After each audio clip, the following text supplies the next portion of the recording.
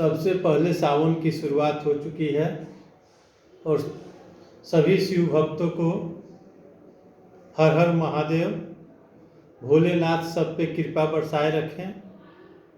इस युग के सबसे बड़े दार्शनिक हुए ओशो। ओशो कहते हैं वेद के समय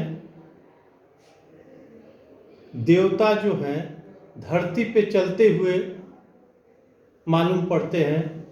वेद के समय, वेद काल में, पौराणिक काल में देवताओं से कम्युनिकेट का साधन था और आसानी से देवता से कम्युनिकेट कर मनुष्य अपनी भौतिक सुख संपदा और समृद्धि को बढ़ाता था। कालांतर में भारत आताताइयों, मुगलों, अंग्रेजों का गुलाम रहा और हम अपने धर्म और कर्म कांडों से छूटते चले गए और हम सारी विधियां जो देवताओं से कनेक्ट करने की थी उससे हमने खो दिया। अगर यूरोपीय इतिहास देखा जाए तो 1700 के बाद वहाँ अचानक साइंटिस्टों का उत्पादन हुआ। जितने भी यूरोपीय साइंटिस्ट हुए 1700 ईस्वी के बाद हुए। गौर करने वाली बात है कि 1700 ईस्वी से पहले यूरोप में साइंटिस्ट नहीं थे और 1700 के बाद अचानक साइंटिस्ट कितने क्यों हो गए। तो आप देखेंगे कि अंग्रेज जो हमारा बोध गया नालंदा विश्वविद्यालय था, वहाँ से सब पुस्तकें 1700 ईस्वी में लेके गए थे, जो बचा जला दिए। उसके बाद वहाँ साइंटिस्ट अचानक यूरोप में बढ़े। खैर वो अलग विषय है।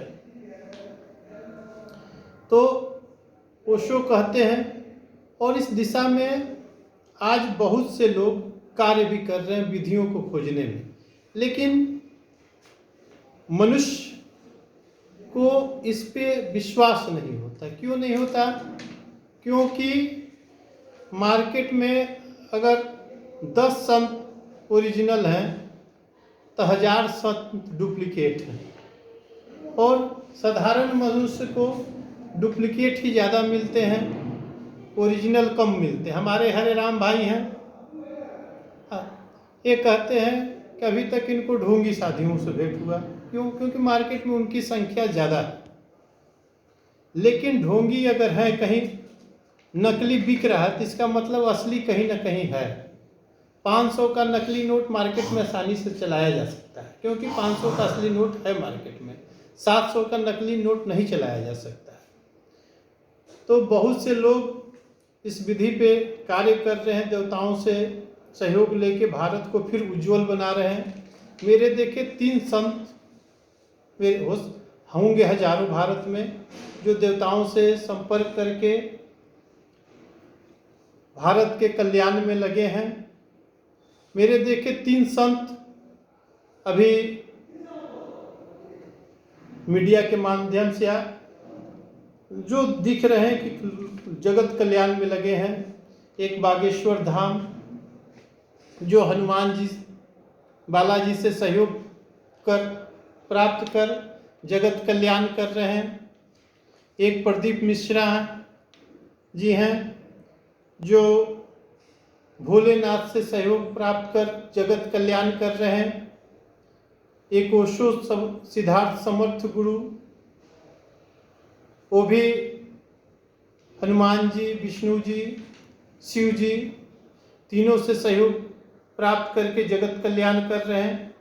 हम भी श्रावण मास में हम लोग भी भोलेनाथ से सभी भक्त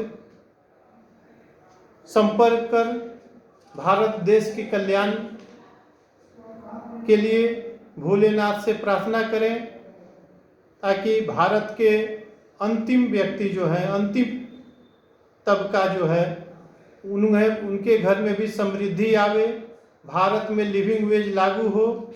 इसके लिए हम सभी शिव भक्तों से आशा करते हैं कि वो भोलेनाथ पे भारत की समृद्धि के लिए 1 लोटा जल अवश्य चढ़ाएं और भारत में राम राज्य स्थापना की कामना करें। इन्हीं सब शब्दों के साथ हर हर महादेव।